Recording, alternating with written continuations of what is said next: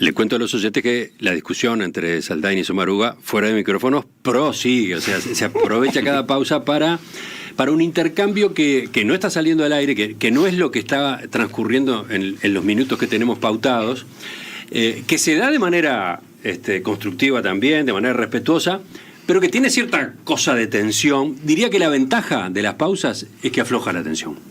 Es que claro, que estos otros aspectos que ustedes están anotando mientras sale la tanda, si se volcaban al aire, capaz que distraían, ¿no? Ahora, volvemos al foco, volvemos al contenido, a este contenido que construimos para este debate, donde hemos elegido algunos, pero algunos nada más, de los puntos que vertebran la polémica en torno al plebiscito de seguridad social del 27 de octubre.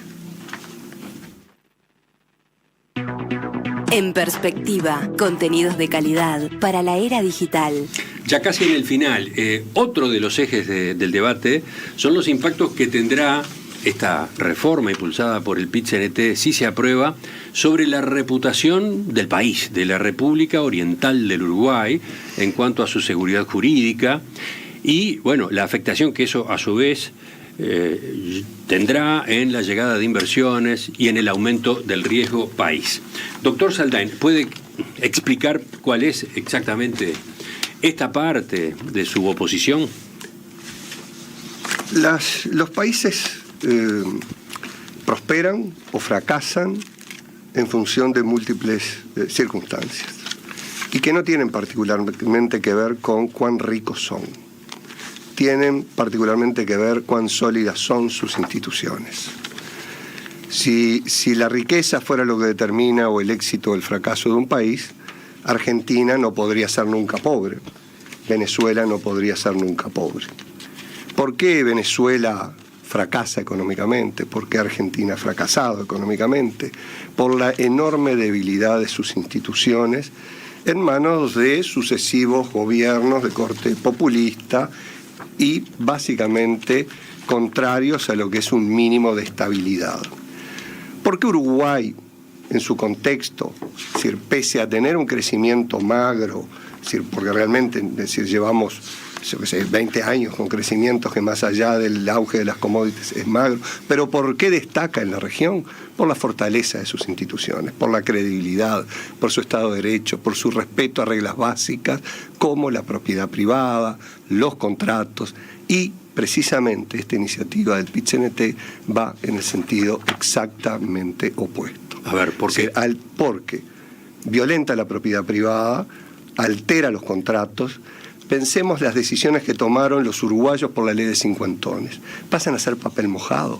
Fueron asesorados 84.000 personas, 47.000 decidieron no desafiliarse de las AFAPs por diferentes razones, muchos porque no querían asumir un pago que tenían que hacer. Pues ahora esas opciones tomadas en base a una ley es papel mojado. ¿Qué más? Porque eso pasa a estar derogado. Es decir, se altera claramente la propiedad privada de los fondos de ahorro jubilatorio, es decir, que dejan de ser de las personas, dejan de ser heredables, dejan de poder accederse a ellos en determinadas circunstancias, por ejemplo, cuando se dilata lo que está en la última ley, el 9% para quienes difieren 3 años la edad jubilatoria, y porque se pone en trayectoria de insustentabilidad el financiamiento del Estado en su conjunto. Eso altera sustancialmente las decisiones de inversión en el exterior, como decía la pregunta, internacional, pero también locales.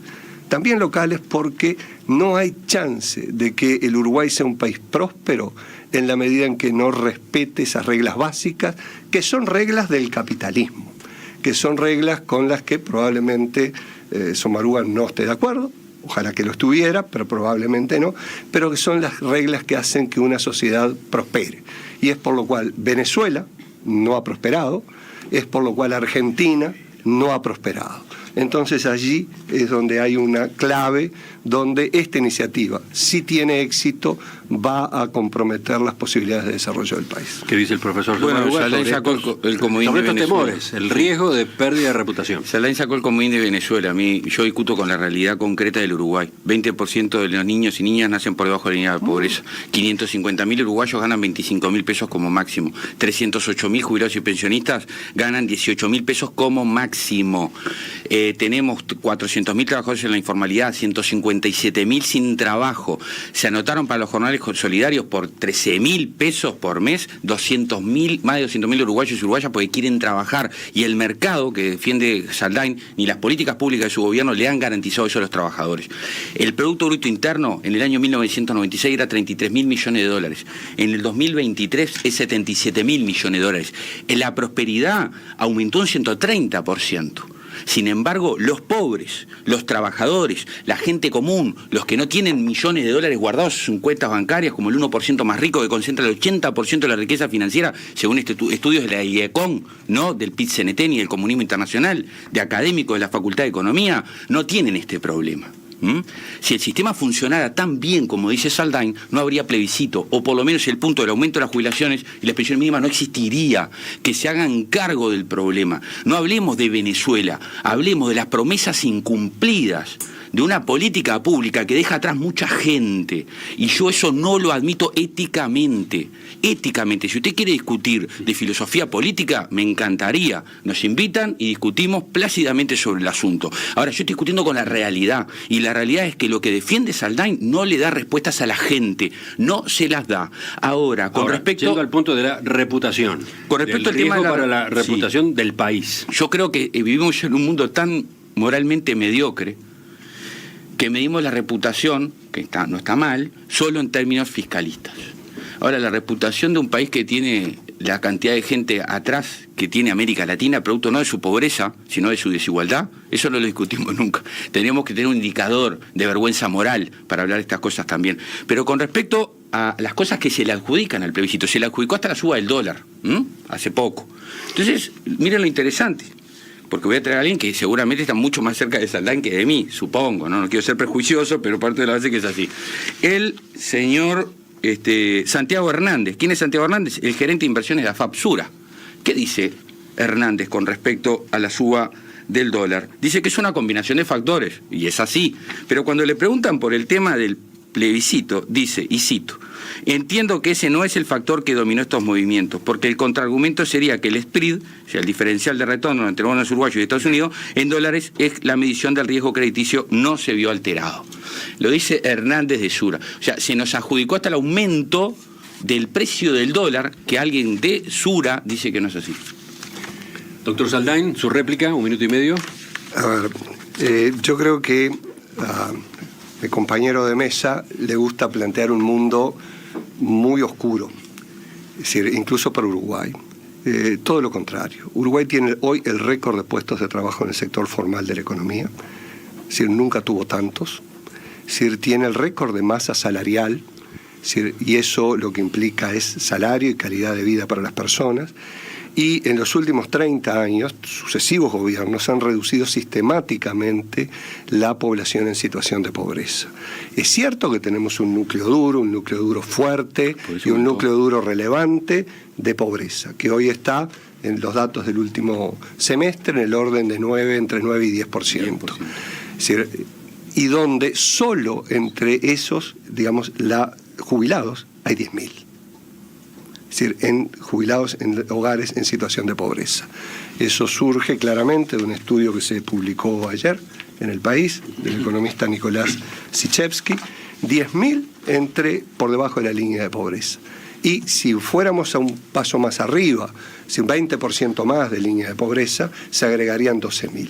Es decir, contemplar esas situaciones, yo entiendo que puede ser una prioridad de política pública, pero no la perdigonada que tira PIT-CNT con su papeleta que tiene ese impacto de $1.000 millones. Esto podría ser una prioridad si se decidiera que no debería existir 1.7 incidencia de pobreza entre personas mayores, el 10 veces más entre niños y jóvenes. Ahora la réplica del profesor Somaruga. No, yo entiendo que el numeral 6 de la papeleta, lo he dicho públicamente, tiene una lectura ambivalente, ambigua. Yo no la redacté, pero tiene esa lectura ambigua. Voy a leerlo Ahora, yo. Dale. Ninguna jubilación, ni pensión podrá ser menor al valor del salario mínimo nacional. Bien. Sobre esta dualidad interpretativa existe efectivamente una diferencia de financiamiento de derechos. Nosotros hacemos una interpretación sistémica de la papeleta en función del numeral 1 de la papeleta, que habla de la suficiencia de las prestaciones, siguiendo las recomendaciones de la OIT, y del criterio que regula conceptualmente la idea del salario mínimo nacional, que es el que se sujeta el enunciado. Pero si eso no fuese suficiente, está la interpretación que por artículo 85, numeral 20 de la Constitución puede hacer el Parlamento. Y si eso no fuese suficiente, lo que se puede hacer, incluso en el marco de la ley 20.130, que establece el sistema previsional común, es la ley del recibo único. Eso es perfectamente viable, no tiene nada que ver con interpretar la ley. Esto estoy asesorado por abogados, entre todos por Sereta, discútalo con Sereta si quiere, que una ley de recibo único que establezca la unificación de todas las prestaciones del sistema previsional con un concepto de previsión única o asignación única, en fin. Esto es una reorganización administrativa. ¿Para qué? Para que acá se nos desordenó la discusión, ¿no? Porque estábamos hablando de la reputación. No, sí, está bien, pero lo que pasa es que estamos hablando del costo de los $1.000 millones o de los 400 que sale esta papeleta. Nosotros defendemos que sale 400, perdonen si desordené. Con respecto, pero era muy importante aclararlo, porque hay una diferencia de $700 millones ahí. Y eso es una elección política. No. Saldain elige la opción política más tremendista para hacer campaña en contra del plebiscito. Nosotros, como defendemos un criterio de justicia social, defendemos esta otra interpretación que el Parlamento la puede arreglar. Es más, Saldain tendría que explicar, porque él estuvo ¿cuántos años? ¿Un año, dos con la 20.130? ¿En todo el proceso? Tuve todo el proceso. Todo el proceso. Bien, ¿saben cuánto duró la ley 20.130 sin tocar? Menos de 9 meses, porque en noviembre hubo que enmendarla porque tenía errores.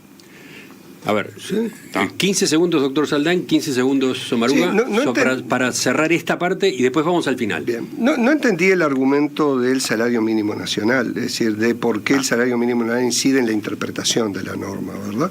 Pero bueno, eso es otro tema, yo no quiero abundar ahora. Claramente, de prosperar esta iniciativa, nada bueno va a ocurrir en el país. Es una iniciativa que puede estar inspirada en muy buenas ideas, en muy buenos sentimientos, pero está muy mal instrumentada. Y eso, cuando está en la Constitución de la República, le da una rigidez que no es adecuada en un mundo tan cambiante. Tenemos todavía después el cierre mismo, pero sobre esto, 15 segundos, Somaruga. Sí, yo ya he dicho que no comparto que hay rigidez no comparto que las constituciones sean rígidas. Las constituciones lo que requieren son masa crítica, acumulado democrático, mayorías sociales para ser modificadas. Si el sistema político ofrece buenas cosas, la mayoría social lo va a aceptar. Es más, yo no sé si la papeleta se va a aprobar, brego porque se apruebe. Si no se apruebe, es la voz del pueblo, lo mismo que deberían acatar ustedes si se aprueba.